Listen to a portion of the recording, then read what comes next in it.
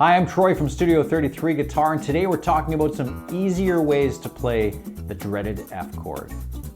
If you're new to the channel, then please make sure you hit the subscribe button and the bell notification so you know when our next video comes out. For beginner guitar players, there's probably no other chord that causes more frustration than trying to learn the F chord. The full F chord is a bar chord which is very difficult to play, especially if you're a beginner. Where it happens on the neck in the lowest position here is a difficult place to play a bar chord. When you play a little bit higher up, the frets are closer together, so it makes it a little bit easier. So this particular position is extremely frustrating to play and to get that chord to sound right. So I'm going to show you 6 or 7 different ways that you can play an F chord. Some of them are kind of more cheater ways, some of them are just simplified ways of playing it. But out of all these, you should be able to find one that works for you. I'm going to show them to you starting with the simplest way, and then we'll work up to more difficult ways. So this first one that I'm going to show you is probably the most cheater type chord that we're going to look at. But to be honest with you, when I first started playing guitar, I used this F chord for probably 1 or 2 years when I was learning. I just couldn't get that full F chord. And this can be a great substitute in a lot of different situations. Let's zoom in on the neck and have a look. So this first one we're going to look at looks like this. So this is actually the exact same shape that you would use for playing an E major chord. And you're just going to move that up 1 fret. Now once we do that, we want to focus more on these middle strings. We don't really want to play this low E string, so typically what I would do is block out that E string with that finger. If you play just these 3 notes, the ones that your fingers are on, that is legitimately an F chord. For a chord, you need to have 3 notes, and those are the 3 that you need. So that is an F chord. It's not really a cheat because it really is an F chord. But if we want to make it a little bit more full sounding, like that E chord, then we would need to add some more notes so we can play some more strings. But if you play that through like that, it's actually an interesting sounding chord. It actually has a little bit of a Spanish flavor to it. So if you think about something like this.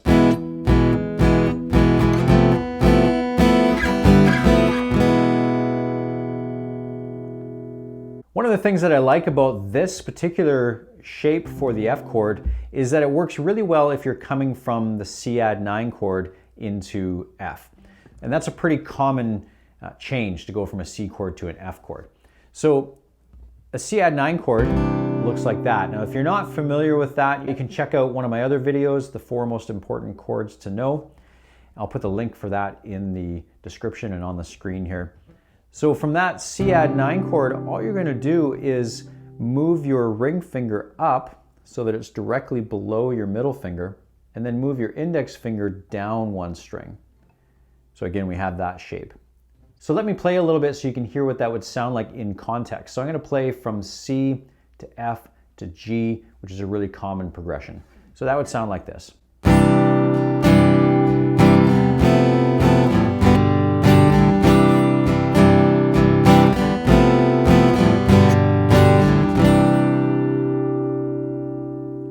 So you can hear how that actually sounds pretty good, and I was strumming that and I was getting those high notes coming out, and they still sounded okay. So that's a really good substitute. Again, if you're coming from that C chord, it makes it a really nice change to go to that F shape. Now let's look at version number 2. For this next one, we're going to use a power chord shape. Now a power chord is just 2 notes together. It's going to be the root note and what's called the 5th. So in this case, the root note is going to be an F. So we're going to play this low one here with our index finger. And then we need to play this note that is down 1 string and over 2 frets. So we need to play those 2 notes together. Now I find that stretch to be a little bit uncomfortable, especially down on this part of the neck. So I would typically use my pinky finger to play that. And we're only going to play those 2 notes. Now as an alternative, you could flat note this pinky and also get the note down here, which is the octave to the F. So then you'd have 3. You could do that. That's a little bit harder to do, but you just flatten out that pinky and just play those 2 notes plus that root note. So that might not sound that great or that full, but let me play it in context with that C chord and G chord so you can hear what it sounds like.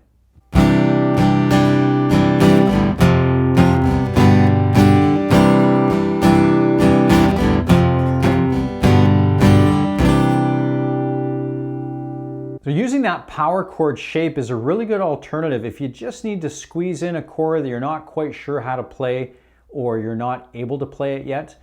If you know where the root note is on this low string, then you can use that power chord as a substitute. So if you wanted to play a G chord and you did a G power chord shape, it would be like this.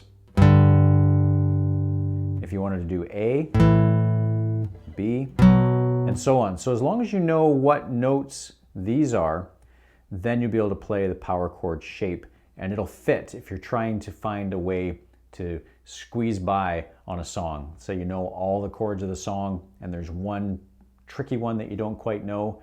You can use that as a substitute to get by until you can learn how to play it properly. Another way that you can play an F chord that might be useful in some situations would be to use the D chord shape, but slide that up 3 frets. And you're only going to play those 3 notes. That might be a little bit of a tricky position to get into depending on what else you're doing. So that'll be a little bit more limited in when you would use that. But if you had a D chord and it went to an F, you could just slide up and play it there. If you kept going, that would be a G. This would be an A.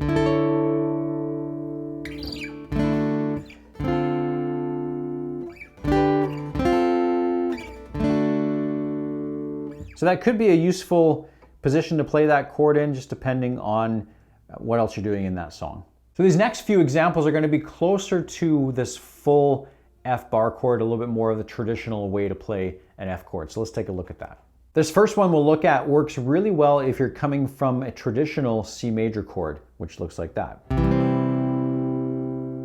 If you're not sure how to play a C major chord, I'll just go through that really quickly here. The ring finger on the 3rd fret, your middle finger, next string down, but on the 2nd fret, and then you're going to skip over the next string and let it ring open, and then your index finger is going to be down here on the 1st fret of your B string. The full F bar chord looks like this. And as you can see, a lot of the notes that are in there are the same as what's in this C major chord. So to play a simplified version of that F chord, we're going to incorporate some of those notes, but not all of them. And all we're going to do here is move our ring finger down 1 string and our middle finger down 1 string. And we're going to end up with this. Now you can choose to either play just the strings that your fingers are on, or you can also play this E note. Now that's going to make it an F major 7 if you play that E. So it might not always be appropriate to have that E in there. So if you find a song that E doesn't sound quite right, then you can just play just those 3 notes. So let me show you how that would sound with that C, F, and G chords again. I'm going to play more of the traditional type of C, and I'm going to play a G chord that looks something like this too. It's actually a G sus. So that would sound like this.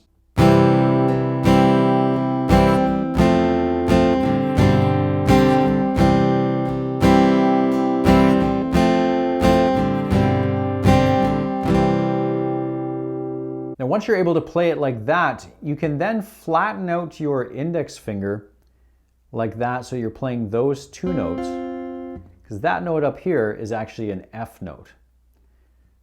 So then we would have this. So same as what we just did a minute ago, but now we're getting rid of that E note and we're making it an F. So that becomes a regular F major chord. That's a little bit trickier because you have to get that index finger to lay flat and to hold those 2 notes together. So again, I would suggest starting with this way, and then once you're comfortable with playing like that, then just work on trying to get that finger flat to be able to play all those notes. The next one we're going to do is a variation of that one we just did. And for this one, all we're going to do is actually take this middle finger off. And so we're just going to play these two strings down and the rest of them open. So that would sound like this. And that's also an F major 7 type of chord with an added 9 in there. And with that one, you can also flatten down that index finger and play it like that. And that's a little tricky to do, but that is a possibility.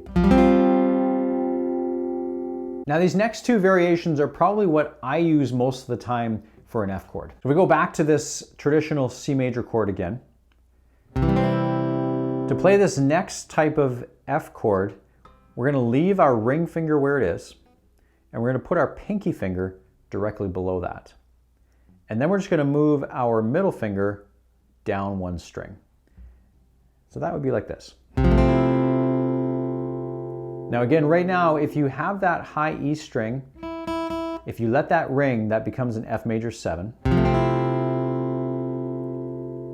Which usually will sound fine, but sometimes that E note might kind of stick out a little bit. And so if that happens, one of the things that you can do is use your index finger just to flatten down a little bit to mute out that high E string. So then that would sound like this.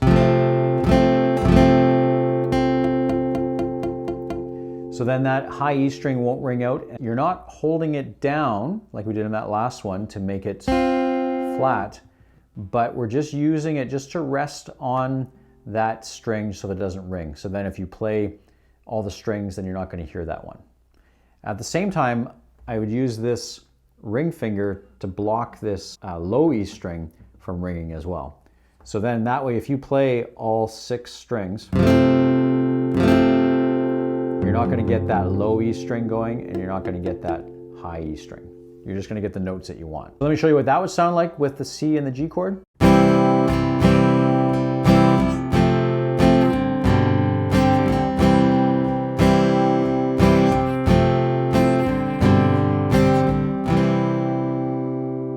So you might notice that these 3 notes are actually the same as that very first chord that we looked at.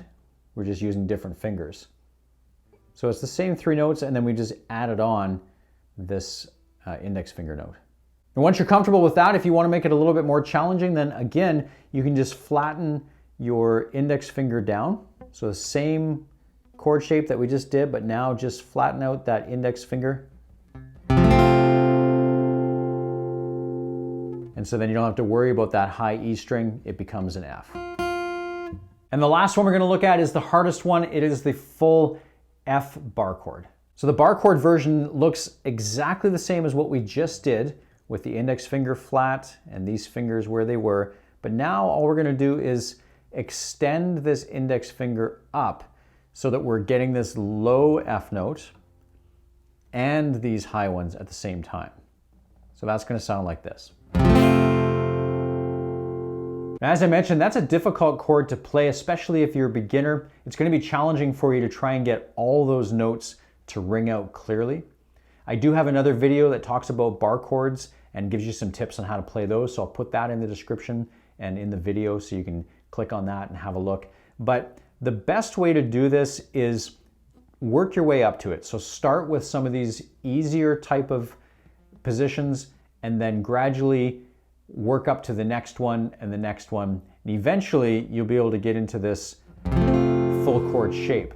But for the most part, you won't really need to play that to play most of the songs that you want to play, especially if you're playing with other guitar players or if you're playing in a band. So for example, when I'm playing in my band, I typically would not play this full F bar chord because I have a bass player that's also playing, and he's going to be playing this low F note. So I don't really need to have that in there. I would be playing probably this shape right here. And once you get those other instruments playing, you're not going to notice that you're not playing that low note, and you can get away with playing less because the other instruments are filling in the blanks for you. Well, that's it for today. Hopefully you found this video useful and you're able to play an F chord a couple of different ways. If there's other chords that you want me to talk about and explain some easier ways to play them, then please put a comment down below and let me know what chord you'd like me to teach next. Well, thanks for watching. We'll see you next time.